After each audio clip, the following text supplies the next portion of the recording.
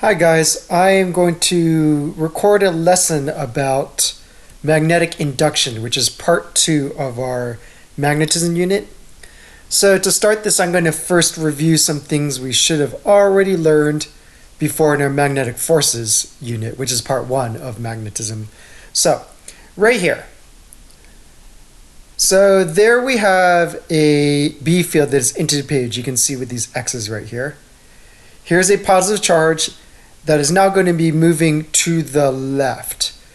So what I want you to do right now is find the direction of the force on this point charge. Right? And the way you should do this is use the V cross B method that I taught you before. Right? And this is right-hand rule 2. So you do V cross B, curl your fingers from V to B. Your thumb should point in the direction of the force. Confirm that the force you get is down. Right? So that's for a point charge. We can then do the same thing again. We'll say it was a current in a wire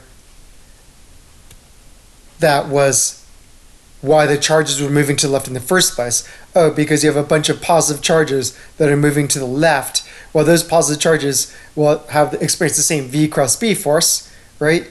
Which would be down, and so the entire wire would move down.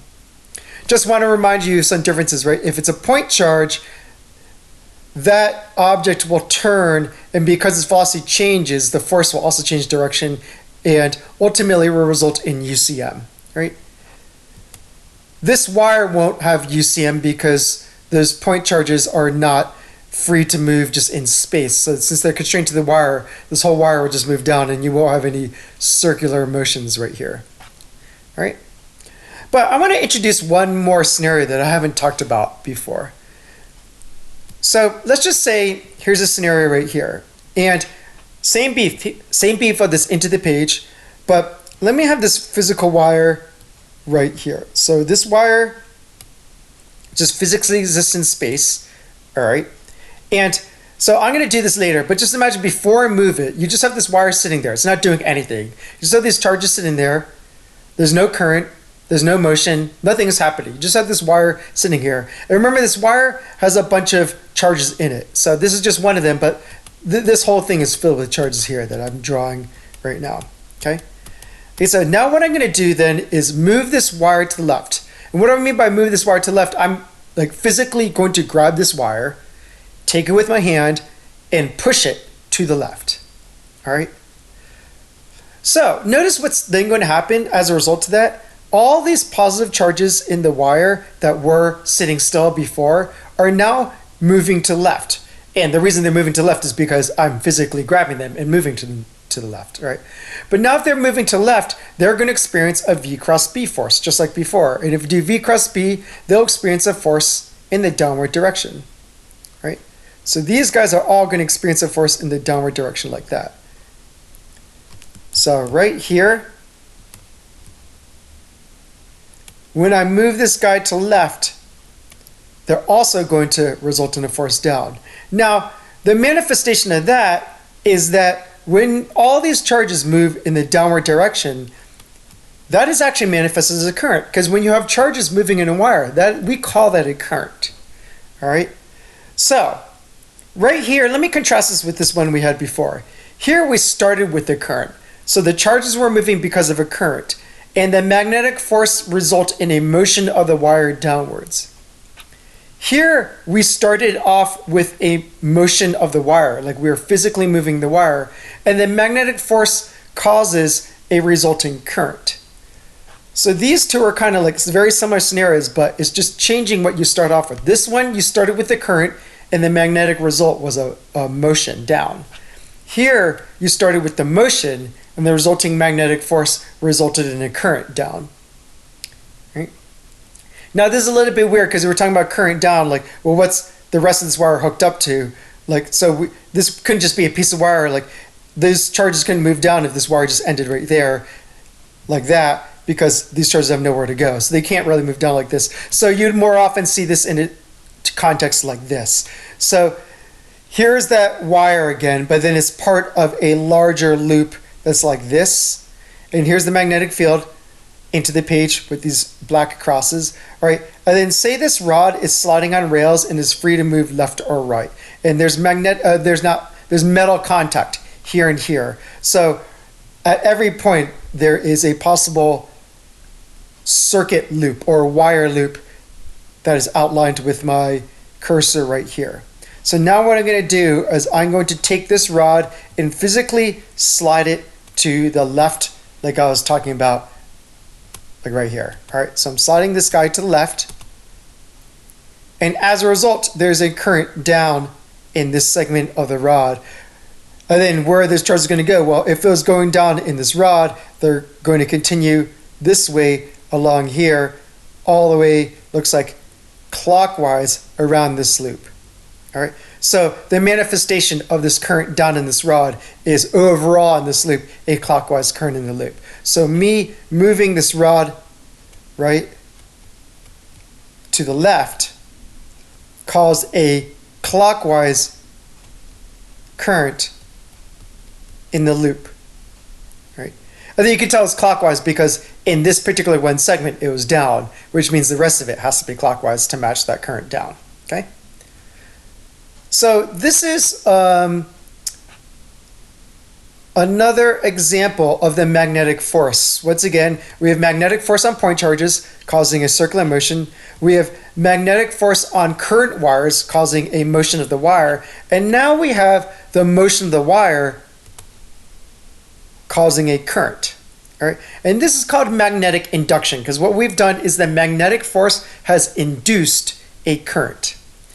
So there's a lot of examples of this. Let me go back to the rotating electric motor. So right here, say you have this magnet over here, north-south, and here you would have obviously B field from north to south in this space right here, okay? And then you stick a current loop right in here. One of your objectives from the last part of this unit was to know what direction this thing is going to rotate. So you just had to do your V cross B for each segment and see which direction this rotates. So you do V cross B for this segment, you should get into the page. You do V cross B for this segment, you should get out of the page, and this whole wire loop is going to rotate like that, right?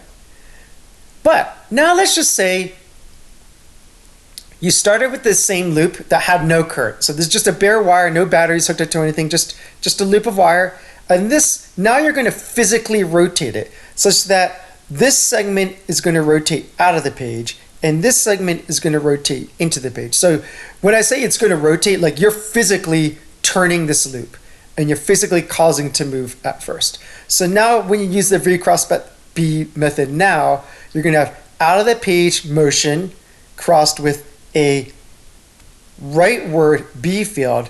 That should give you a force that is up. And if you do the V cross B method again for this segment, you should get a force that is down. And notice what that means is that that force up on this segment is going to cause a current up in that segment, and the force down in this segment is going to cause a down current in that segment, which is overall another clockwise current. So to summarize this page, this is what we learned before. A current in a loop in a magnetic field will cause a rotation. Here, if you start with the rotation, it's going to cause a current. What I've just described here, this top one is an electric motor, because you start with the current, say you hook a motor up to a battery, you start with the current and it causes that loop to rotate, causing motion. This is an electric generator where you start with the motion, say you physically turn this loop, and the result is you get an electric current as a result. So this is a generator. So the top one is a motor and the bottom one is a generator. And what you can sort of see that physically it's the exact same setup, right? You have a magnet and you have a loop of wire. And so the only difference between an electric motor and an electric generator is what you start off with. If you start off with the current and cause motion, it's a motor. If you start off with motion and you cause a current, it's a generator. And it's the same physical setup. So actually every electric motor is an electric generator too as well. So ordinary in class, if I had an opportunity to show you with all the electric motors I have in this class, I can just run them exactly the same way, and I'll show you how every motor is also an electric generator too as well. So I hopefully will be able to show you that when we get back to school. All right. Other side note about these induced currents. So here is once again a scenario. Okay, you have this vertical wire there that I'm going to move to the right in a B field that is into the page. If you do the V cross B right here, you should confirm that you'll get a current induced up, or in that wire as it moves through that B field. You get this interesting thing like, what if it wasn't a wire but a metal plate? So that's a solid metal plate, and I move that to the left in this B field. All right.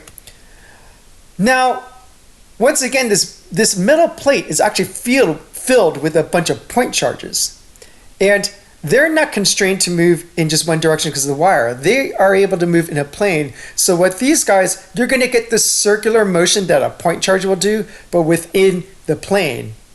And then these circular currents on this sheet of metal, these are called eddy currents. And I mentioned eddy currents before, but these are induced currents, where I induce these eddy currents in this plane.